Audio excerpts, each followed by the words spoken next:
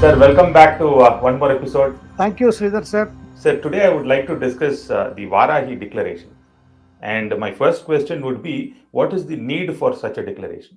I think the need for this declaration is for the simple reason that anything involving Sanatana Dharma, anything involving the faith of the Hindus, is always a matter of not so seriousness by all institutions of government as well as by the political parties also. And there is a general feeling that if it is anything concerning the Hindus or Hindu faith or Sanatan Dharma, you can joke about it, you can treat it as if with all kinds of questions, you can treat it with disbelief, which you would not do or trifle with any other faith, either out of fear or out of deference. I'm not going into that. That probably if you make such comments regarding other religion, there would be more reactions or even there could be a physical violence. That fear may be there. But other than that, also there may be difference that you somehow feel that, that's why all doubts are raised. And if you just scroll through the internet, sir, there are several articles. Even, for instance, I was just coming across an article written on Kalikamba temple in Chennai. Now, even doubts are raised about as to whether Shivaji actually visited the temple or not, whether he gave a sword to the Kalika Ambal Devi or not, whether the temple pre-existed near the seashore. I was just so why, and in the name of getting historical facts, fact checking, all this fact checking is limited to only Hindu religion. So here Pawan has taken a very bold move, deeply upset, and also reflecting the how people have felt about this whole laddu controversy in Tirupati. And I think he has taken off from there, and he feels somebody has to give a voice, because politicians tend to think, if it is Hindu politician, they look at castes, which caste is more affected, which caste is linked with which caste. Otherwise, if it is any other religion, the reaction is more. And Pawan feels, and rightly so, I think that's how many viewers will feel, that even courts, tend to be little less than responsive when it comes to matters of Hindu faith. The same thing had happened concerning any other faith. And prasadam, nevidyam, these are all very core part of the belief. What is baffling us all is Tirupati Devasthanam is richest temple in the country. And why did the temple will have to purchase a ghee at such a rate, which where you and I cannot get it in the market? What is the need for this? And how did people in authority decide on this kind of thing? Basic question, how dare did they do it? They did it because I smell, pecuniary considerations. Some financial corruption is involved to start with. I am not getting into the larger conspiracy of people of other faith trying to bring down the sanctity of the temple. I am not getting into that conspiracy theory.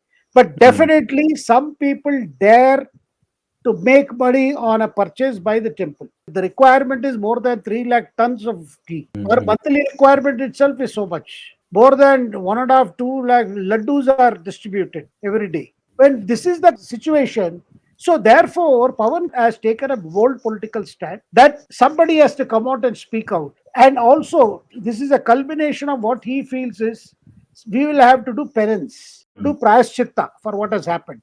And prayaschitta, all of us, when he says all of us, is all those whose life has been touched by the Lord. We all owe it to ourselves, because this has all happened because all of us collectively were not vigilant enough. That is an interesting point, sir, Praishchita.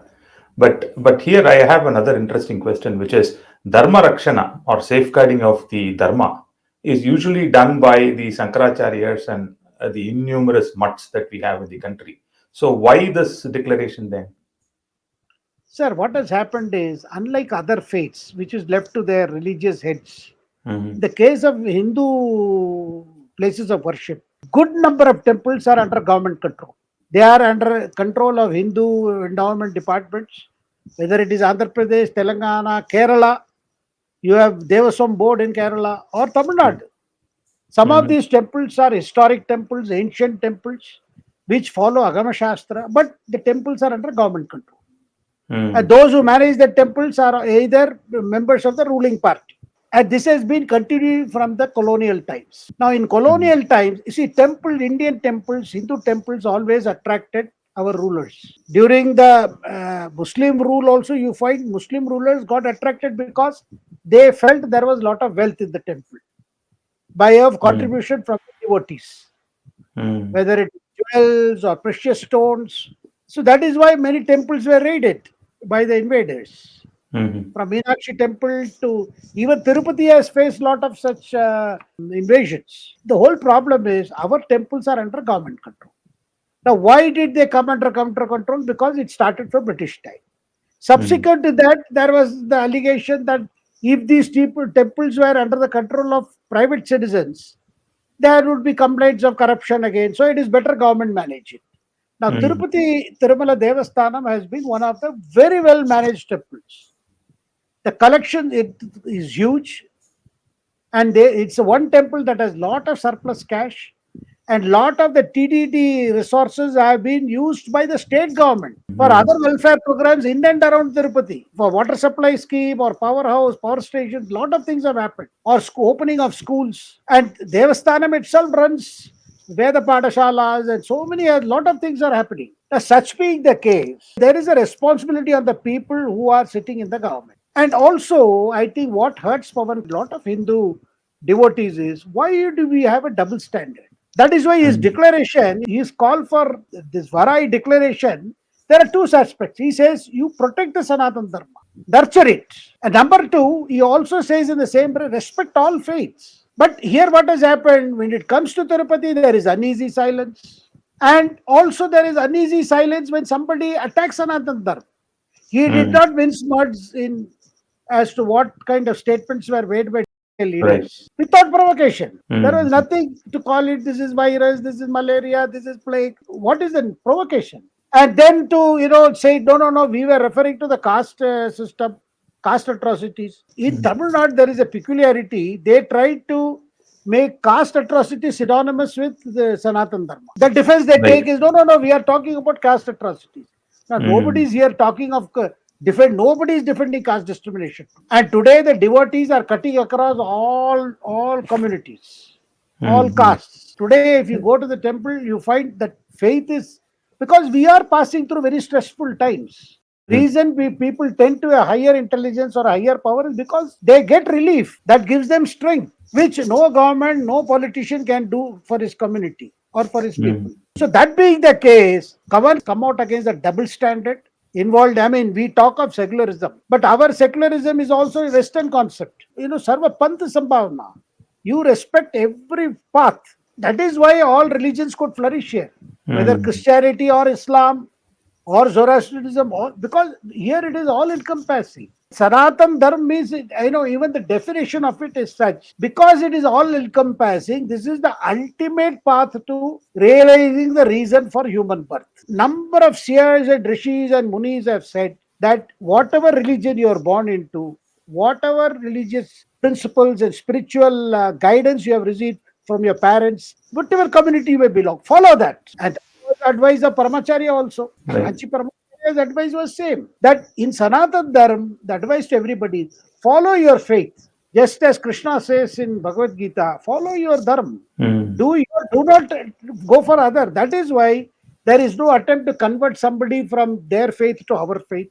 Mhm. Because even if you are born a Muslim, if you follow the Islamic teaching, that will give you salvation. If you are a Christian, follow the Christian way. That will give you salvation. No Mm. need. That is why there is no concept of conversion. There is no concept of trying to force somebody to adopt our methods. And in the Sanatan Dharma also, there are various paths Mhm. depending on the nature of the devotees, inclination of the devotees. So, what Pawan says is, if this is it, why do people get away with slander of Sanatan Dharma? Why do Mhm. people get into it? And why do courts respond quickly if it is a matter of another religion? That is why Pawan has today welcomed the Supreme Court order. Andhra Pradesh government had set up a SIT. In fact, they had made a preliminary visit to the temple also, the SIT team. So Supreme Court has superseded that with a very particular comment that this is no reflection on the SIT setup. They have made it very specific in their order. This SIT will consist of CBI director, and also the Andhra Police government and Food and Safety Standards Authority, so that the issue of this, because this matter must be restricted. Because the court Right. pointed out, look, too much of politics on this, too much of claims and contradicts will shake the faith of people. And Pawan, he undertook that yatra And then when he entered the temple, he had his daughter. And Pawan said, even my wife, he is married to a Christian. He says, even if they were to visit him, they give a declaration. What is the problem? Some politicians who belong to a different faith from giving a declaration, which is the practice there. And all the declaration says is you respect the Lord, Venkateshwara, that's all. So Pawan spoken out, and also he has called spade a spade. That is why, without referring by name, and sir, he spoke in fluent Tamil to convey the message. At the end of this Varahi declaration, he says, why should this be allowed? Why should this be tolerated? Why should this be accepted as, I mean, it is easy. You can say anything. You can spit on Hinduism. Nobody will ask you a question. Why should it be like that? I think Pawan has struck a chord in Tamil Nadu also. We are talking about caste atrocities, this and that. Basic, some of the points is that there must be a law. Pawan Varahi declaration calls for a law that should protect Sanatan Dharma, and a law which says treat religion, all religions equally. Do not allow anybody to slander any faith. Sir, and also he wants certification of puja materials used in all temples, including the ingredients for prasadam. So the Varahi certification is due, is what you're thinking. Yes, this is a time that we had certain, and if Tirupati Devasthanam cannot do it, because money is not a problem, sir. Whatever arrangement you have, it did not have a food lab. Can you imagine that Tirupati Devasthanam did not have a food laboratory to check so many people are coming? I have another question here, which is I found another interesting clause which calls for non-cooperation. How do you explain that? I think the message is this particular requirement is also to show, look, if there are people who are slandering Hindu religion, Sanatan Dharma, it enjoins upon all of us to see that they are not given some benefit of doubt that they were misquoted or not, or they are allowed to say whatever say on the basis of freedom of speech. And also that rather to make political, because political parties are also, they can befriend somebody, they can turn rivals. All things are happening in politics. They come together, they get, and what Pawan says is political parties must not, for the sake of electoral interest, they must not join hands with people who speak ill of the largest practicing faith in the world. How can you, I mean, you take it as business? That is wrong. That show that you are sensitive to the faith of the millions of people. There is criticism that if you're holding constitutional position, you should be focused on governance and administration and not on religion. So how do you counter that? This is about temples, administration of temples. And increasingly there is a view the government, if it is a truly secular government, then it should not be involved in management of one religion. Government does not run mosques. Government does not run gurudwaras. Government does not run churches. Why only Hindu temples are under government control? If government has taken the responsibility of running the Hindu place of worship, it enjoys upon, and it becomes an area of governance where they have to ensure that things are done properly, or they should say, look, and number one. Number two, sir, if somebody is holding a constitutional position, should he not visit temples? Should he not do puja at home? People have problems. Some people, some commentators who consider themselves very secular, liberal, and all that, they have problems only if it is attending temple puja. They have no problem if it is iftar. They have no problem if it is any other place of worship. But if it is a Hindu place of worship, they have a problem. Look at this whole controversy about Prime Minister going to Chief Justice's house on the occasion of Vinayak Chaturthi. It's a very, very Maharashtrian practice, sir. If they have Vinayak Chaturthi puja at home, they invite people, and people come home, they participate in the Aarti in their house. Like in Navaratri, during Navaratri, you have Golu Bommai, dolls are kept, and people invite. And they come, they sing, and then they take prasadam, and they go. And people all invite one another. And it's a very big affair in Chennai and other places. People have problems only when it comes to Hindu faith. Yes, religion and politics should not be mixed. But religion and politics should not be mixed, should cover all religions. People today are talking of secularism, parties which are committed to protecting a particular interest of a particular faith. How do you explain in their name itself, where the constitution says that you have to protect everybody, work for everybody? Sir, I think that is what Pawan brought this issue. I think in the South particularly, there was no leader who was willing to speak this openly. So therefore, I think by raising this issue, He has given a signal. Look, there are also politicians who will start speaking upon this. Because after all, people feel. And many Hindus are, they are resigned to a situation where they feel, who is going to bother about our thing? There is a sense of resignation. These things happen. Somebody is insulting a faith because you are Mhm. worried about your alliance, about your coalition. You dare not tell them. And then, of course, you paid a price. Why? Because you feel that you can go on talking of caste census, you can play on caste card, play one caste against the other. So Hindu society will remain divided. It suits our politics. And if anybody talks about or questions somebody attacking Hindu faith or religion, then you brand him as communal. Sir, in India, the communalism is means of some commentator is only reference to Hindus. Sir, can you Mhm. believe UPA even brought a bill to curb communal violence, where it was made out that majority community is a perpetrator? We have had communal riots. We know the history of some of these riots. But the bill that was drafted and which could not be passed during UPA time was a bill which made out as if the perpetrators belong to only one particular community and the victims Mhm. are always one particular community. Pawan has embarked on a path. He may have political reasons, but one thing is, many people are appreciating the fact that he has dared to speak out.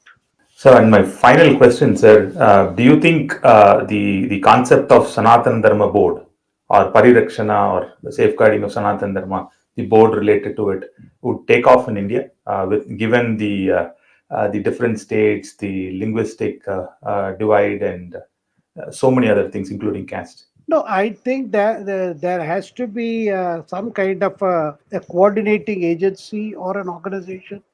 Whether it has to be government control or otherwise, I do not know how it will. But one thing, there has to be some way where that the major religion of this land is nurtured, is respected, particularly of the faith of the people should not be under question, Mm. because you do not question the faith of anybody else.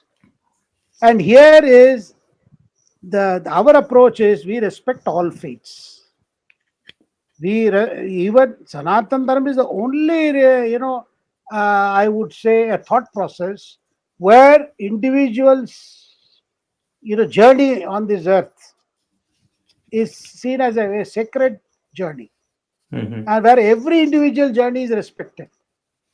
That is why people say that Sanatan Dharma encompasses even atheism, even like an agnostic approach. It is not just about the people who are those who have faith. Those who do not believe also, it's okay. Mhm. Whatever it is, whatever you believe, don't believe, but we respect you. This is how this Sanatan Dharma, and it is not. And some people have problems, sir, when it was mentioned that India is truly secular. The underlying thing is because majority of the people of this land follow the Sanatan Dharma, the Hindu way of life. That is why they are have an understanding approach to all faiths, Mhm. to all Mhm. beliefs. So this, if you are going to question Sanatan Dharma, if you are going to ridicule Sanatan Dharma, you are actually affecting secularism. Okay, sir. So that brings us to the end of the show, sir. Thank you. Thank you, sir.